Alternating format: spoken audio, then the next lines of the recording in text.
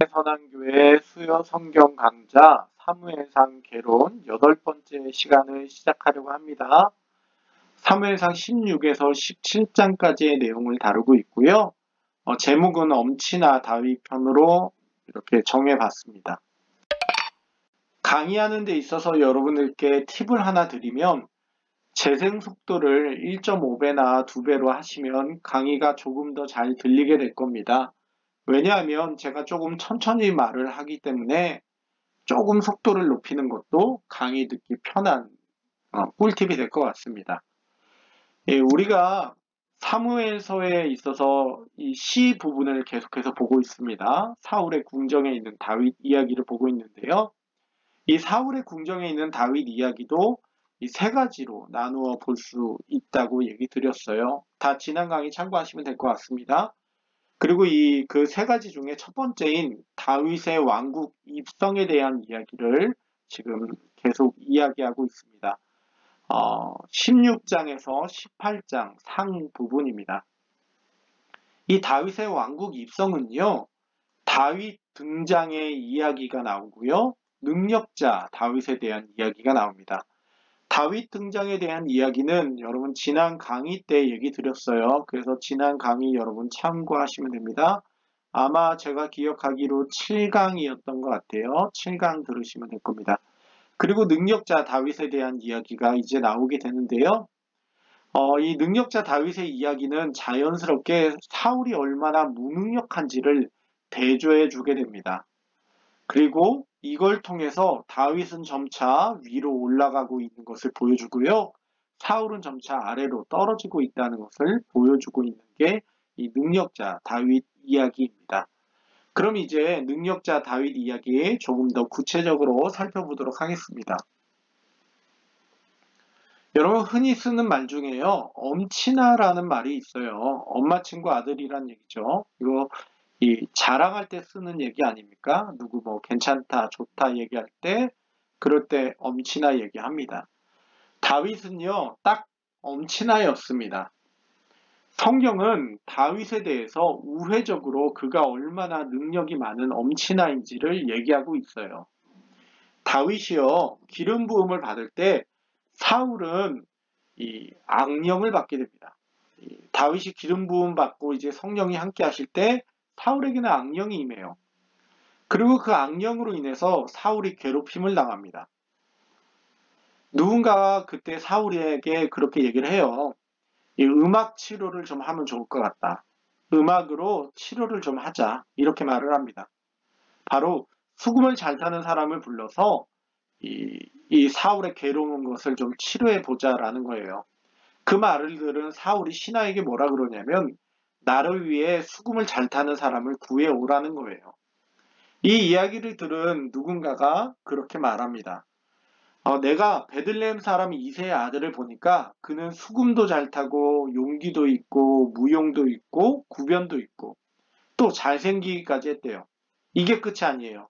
여호와께서 그와 함께하고 계시다는 거예요. 말 그대로 이 다윗이 엄친아라는 것을 이 은연중에 얘기하고 있는 것이죠. 정작 다윗은 집에서는요, 그 왕따로 인정을 못 받아요.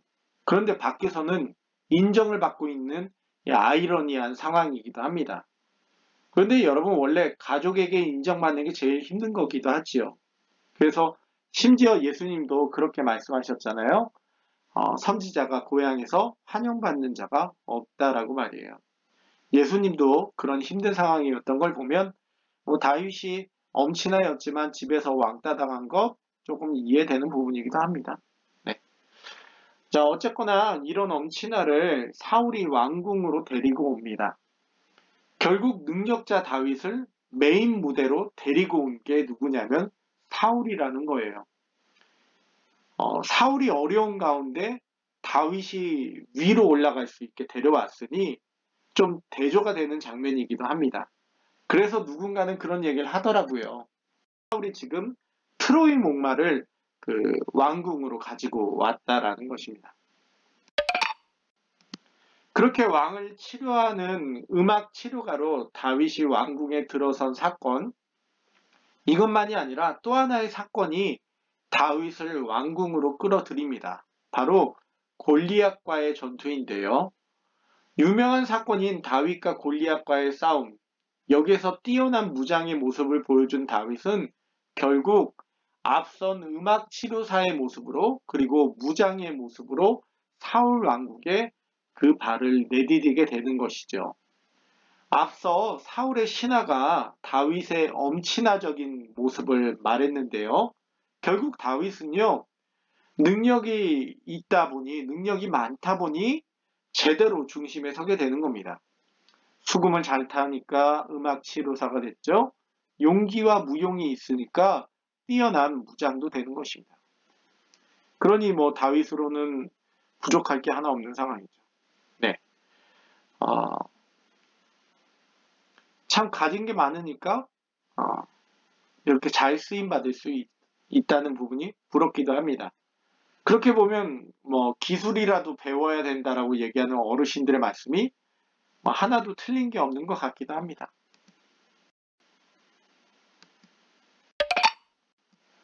네, 그러나 확실히 다윗이 가장 뛰어난 것은 성경이 몇 번이나 언급하고 있는 여호와의 함께하심입니다. 이 다윗이 기술이 많이 있었지만 엄친아였지만 그에게 있어서 가장 중요한 게 바로 여호와께서 함께 하신다는 거죠.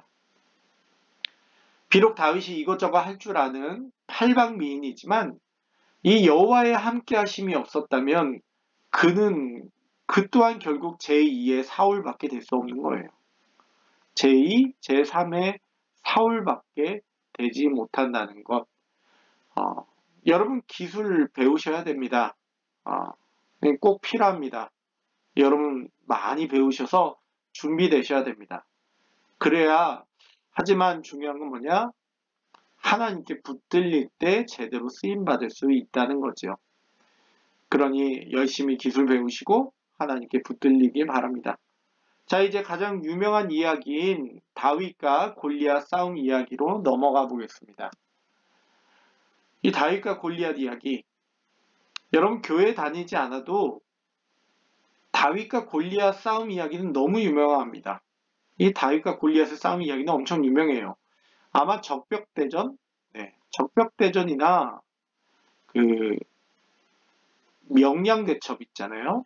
이런 것처럼 유명한 이야기가 다윗과 골리앗의 싸움이 아닐까 싶습니다. 근데 여러분 그거 아십니까?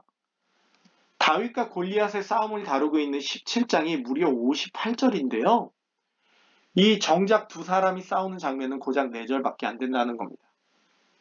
마치 그 13라운드짜리 권투 경기를 하는데 광고만 1시간 반 하는 거예요.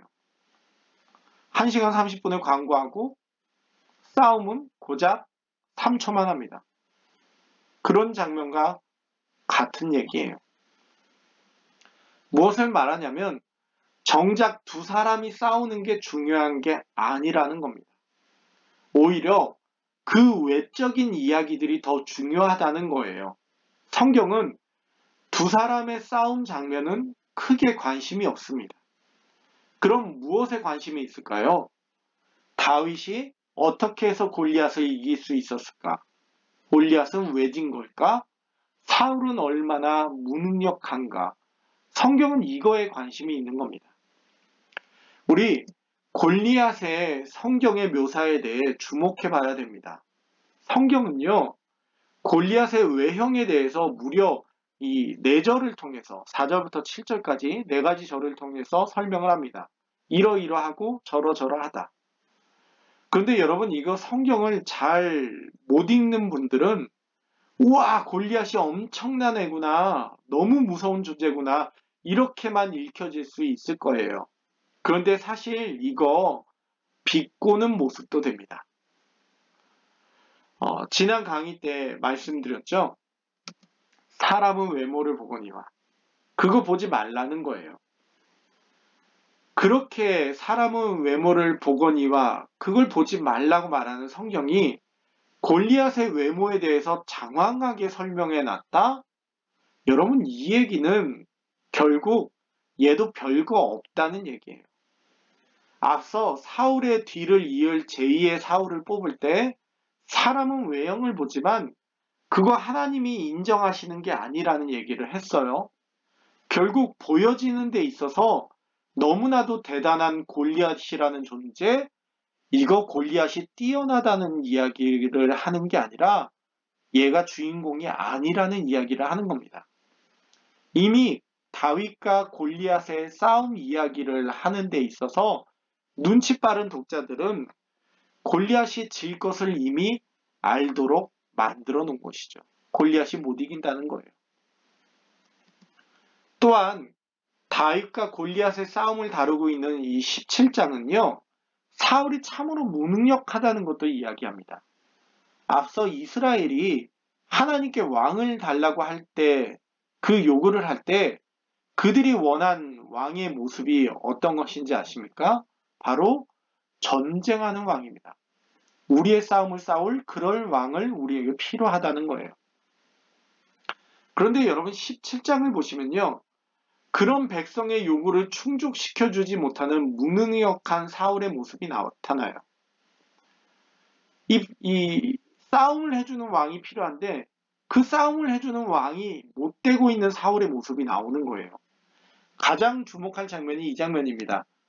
사울이 자기 군복을 다윗에게 입히고 노투구를 그의 머리에 씌우고 그에게 갑옷을 입히매.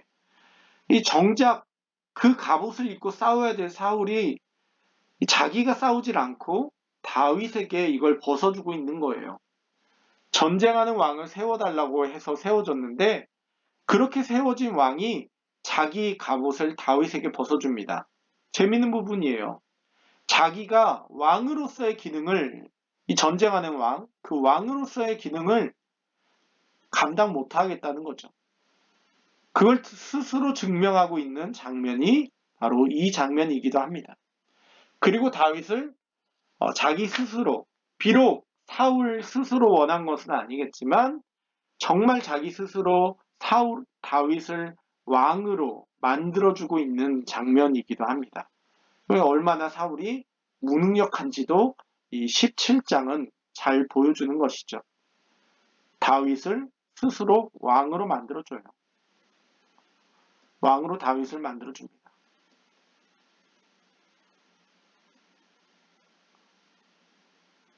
이렇게 골리앗은 질 수밖에 없고 사울은 못났다는 것을 사무엘상 17장이 우리에게 알려줍니다. 그럼 다윗은 어떻게 해서 골리앗을 이길 수 있었을까요? 사실 다윗이 골리앗과 싸우기에는 불리한 게 많습니다. 여러분 한번 다윗과 골리앗 한번 비교해 보세요. 골리앗은 전투의 선봉장입니다. 그런데 다윗은 어떤 사람이냐? 후방에서 도시락 가져다 주는 남자예요. 또 골리앗은 엄청난 체격과 무기들을 다루는, 또 말로써도 싸울 줄 아는 백전노장입니다. 근데 다윗은요, 전쟁 경험이 없어요. 사울이 준 칼을 받아들고 익숙하지 않아서 내려놓습니다.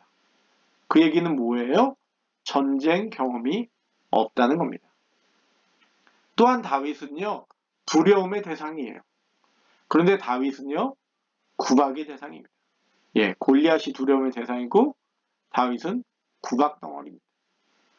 이렇게 보면 이 다윗이 골리앗을 이길 수가 없을 것 같습니다.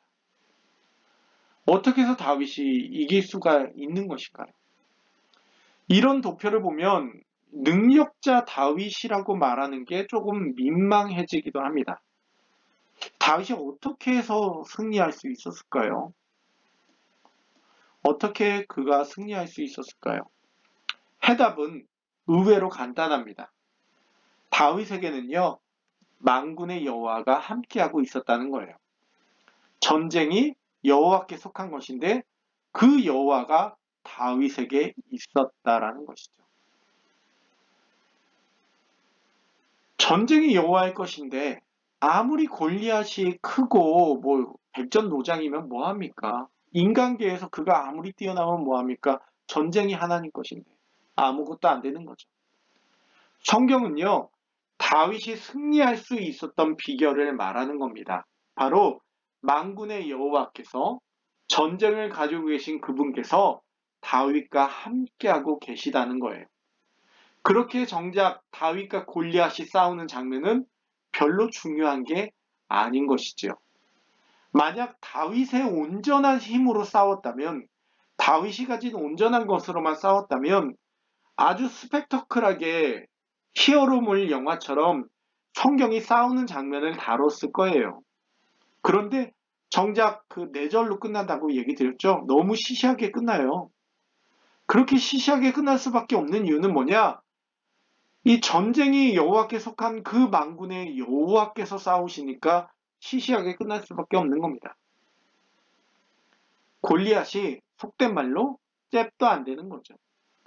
그렇게 광고만 1시간 30분 하고 경기는 3초 만에 끝나는 그런 모습을 보이게 되는 겁니다. 외형적으로 보면 너무나도 불리했던 다윗이지만 우리는 이 부분을 통해서 사무엘서가 중요하게 다루었던 그 말씀을 떠올릴 수 있게 됩니다. 사무엘서가 중요하게 다루고 있는 말씀이 뭘까요? 바로 한나의 노래에 대한 부분입니다.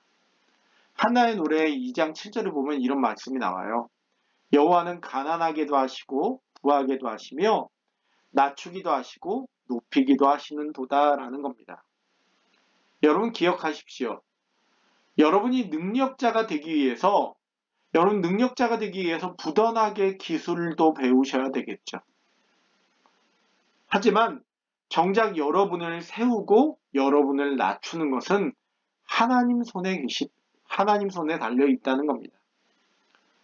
그렇기 때문에 진정한 능력자가 되고 싶으시다면, 진정 높아지는 인생이 되고 싶으시다면 그분께 여러분의 인생을 맡기셔야 된다는 겁니다. 바로 가난하게도 하시고 부하게도 하시고 낮추기도 하시고 높이기도 하시는 그 하나님께 여러분의 인생을 맡기셔야 된다. 이것이 사무엘서가 우리에게 계속해서 말해주고 있는 중요한 진리인 것입니다. 이상으로 사무엘서 개론 8번째 시간을 마무리하겠습니다. 내용이 괜찮았다고 생각하시면 구독과 좋아요 부탁드리고요. 많은 분들께 알려주시기 바랍니다. 오늘도 주 안에서 화이팅입니다.